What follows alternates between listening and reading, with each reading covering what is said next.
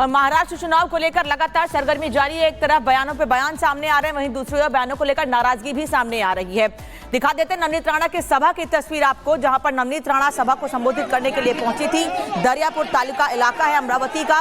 उस दौरान वहां पर कुर्सियां चली हैं, कुर्सियों से हमले किए गए हैं। दरियापुर तालुका इलाका जहां नवनीत राणा पर हमला हुआ है, सभा में कुर्सियां फेंकी गई हैं, यहां तक कि नवनीत राणा पर भी हमला करने की कोशिश की गई है। ये तस्वीर आपको दिखा रहे हैं महाराष्ट्र के अमरावती की। अमरावती जिसे नवनीत राणा के गढ़ के तौर पर देखा जाता है, अमरावती जहां से सांसद भी रह चुकी है नवनीत राणा, लेकिन वहां पर जब वो सभा को संबोधित करने के लिए पहुंची तो वहां सभा में कुर्सियां चली हैं, कुर्सियां फेंकी गई हैं। अमरावती के दरियापुर तालुका इलाके की यह तस्वीर आपको दिखा रहे हैं। हालांकि जिस वक्त ये कुर्सियां चली, लोगों ने एक दूसरे पर हमला किया। उस दौरान नवनीत राणा देखिए वहीं से निकल रही थी, किस तरह उनको बचाकर वहां से निकाला गया है, उन पर भी हमले की कोशिश की गई है, लेकिन नवनीत राणा को चोट नहीं आई है। अच्छी बात ये रही। ये 3 तस्वीरें इस वक्त आपको दिखा रहे हैं। एक तरफ देखिए कैसे एक दूसरे पर कुर्सियों से हमला कर रहे हैं ये लोग, दूसरी तरफ नवनीत राणा को बचाकर उसी बीच से निकालकर उनके गार्ड्स देकर जा रहे हैं। और तीसरी तस्वीर आपको दिखा रहे हैं कि जिन लोगों ने अपने कैमरे में इन तस्वीरों को कैद किया है, वो बता रहे हैं कि कैसे नवनीत राणा पर भी हमले की कोशिश की गई है। अमरावती नवनीत राणा जहां से सांसद भी रह चुकी हैं, लेकिन वहां पर जब सभा को संबोधित करने के लिए पहुंची तो उन पर हमला किया। किस वजह से हमला किया गया इसकी जानकारी अभी नहीं मिल पाई है, लेकिन यह आरोप लगाया जा रहा है नवनीत राणा के समर्थकों की ओर से, नवनीत राणा की ओर से, प्रियंका, की विशेष समुदाय के लोगों ने यह हमला किया है। बिल्कुल, देखिए तस्वीरें आप देख रहे हैं। 3 तस्वीरों के जरिए हम आपको पूरी खबर बताते हैं। पहले आप देखिए वो जनसभा अमरावती में जहां पर चुनावी प्रचार के लिए नवनीत राणा पहुंची हुई थी। कुर्सियां कैसे फेंकी गई आप देखिए, कैसे उछाल उछाल कर कुर्सियां फेंकी गई, लेकिन जो बॉडीगार्ड थे नवनीत राणा के साथ, वो बचाते हुए उनको गाड़ी तक ले जाते हैं और सुरक्षित पहुंचाते हैं।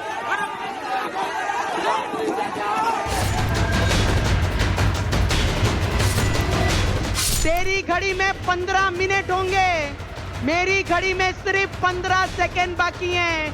तेरे को 15 मिनट लग रहे होंगे, हम लोगों को 15 सेकंड लगेंगे। ओबीसी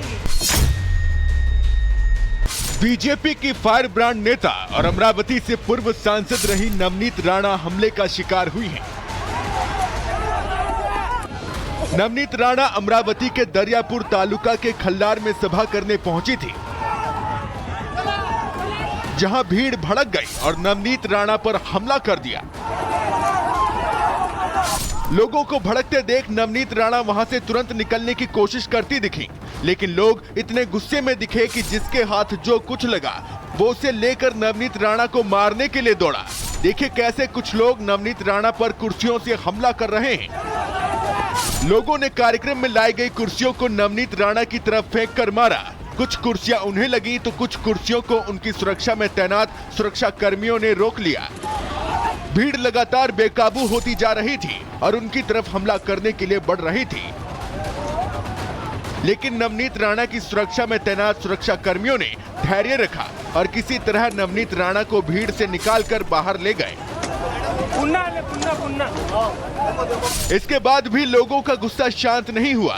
देखिए नवनीत राणा के जाने के बाद भी कैसे लोग कुर्सियां पटकते रहे। बताया जा रहा है कि नवनीत राणा पर हमला करने वाले ये लोग समुदाय विशेष से आते हैं। हालांकि इस घटना के लिए पुलिस में अब शिकायत दर्ज कराई गई है। गौरतलब है कि नवनीत राणा अपनी आक्रामक बयानबाजी के लिए जानी जाती हैं। हार्डकोर हिंदुत्व के एजेंडे पर वो लगातार आक्रामक रहती हैं। लोकसभा चुनाव के दौरान उनके एक बयान की चर्चा खूब हुई थी, जब उन्होंने ओवैसी बंधुओं को धमकी देते हुए हैदराबाद की सड़कों से 15 मिनट के लिए पुलिस हटाने की बात कही थी। Bureau report, Republic Bharat. और चलिए अब बात कर लेते हैं महाराष्ट्र विधानसभा चुनाव को लेकर के, जहां हम कह रहे हैं कि औरंगजेब पर अब आक्रमण तेज हो गया है। आपको पता होगा कि किस तरीके, देखिए एक बार महाराष्ट्र विधानसभा चुनाव में तमाम मुद्दे तो है, सियासी सरगर्मियां पहले से ही तेज है और इसमें अब पहले से जो सियासी मुद्दे हैं इनके बीच कूद पड़ी है तेलंगाना से बीजेपी की नेता माधवीलता, जिन्होंने सीधे सीधे यहाँ पर इस पूरी लड़ाई को और दिलचस्प बना दिया है और साफ तौर पर यहाँ पर कड़ा प्रहार करते हुए एनडीए पर नजर आई। पूरी रिपोर्ट के जरिए आपको दिखाते हैं कि किस तरीके से यहाँ पर प्रहार उन्होंने किया है।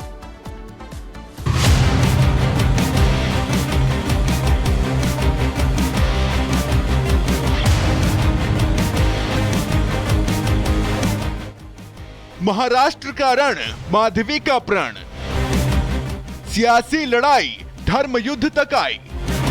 माधवी की दहाड़, महाराष्ट्र में होगा बेड़ा पार। महाराष्ट्र की राजनीति में इन दिनों सियासी उबाल आया हुआ है।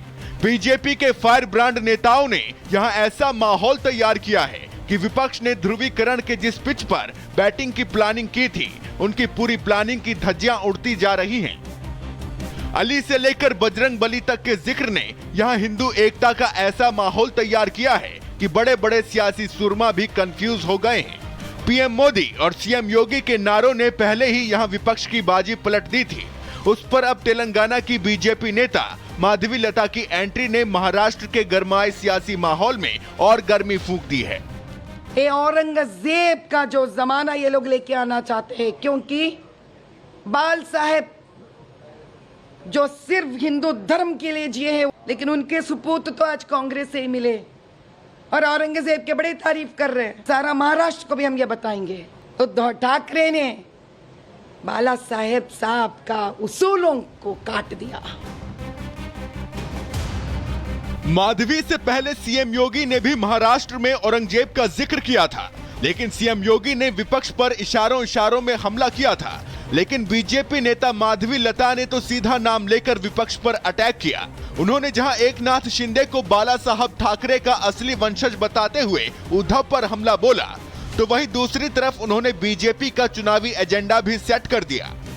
वही हिंदू हो जो मुगल और अंग्रेज के साथ मिल गए हो और भारत को खत्म करने पे तुले हो। भाइयों, हमको केवल जिताना ही जिताना पड़ेगा, क्योंकि जो राम को लाए हैं हम उनको लाना पड़ेगा। जो सबका साथ सबका विकास से अपने प्रधानमंत्री बड़े दिल से सबको साथ लेकर जाना चाहते हैं, क्योंकि वो पिता के स्थान पे है देश को और सबको वो। अगर आप लाडली बहना ले लीजिए, ये ना बटेंगे ये ना कटेंगे, लेकिन इनको एक बात याद रखना पड़ेगा, अब नहीं तो कब नहीं।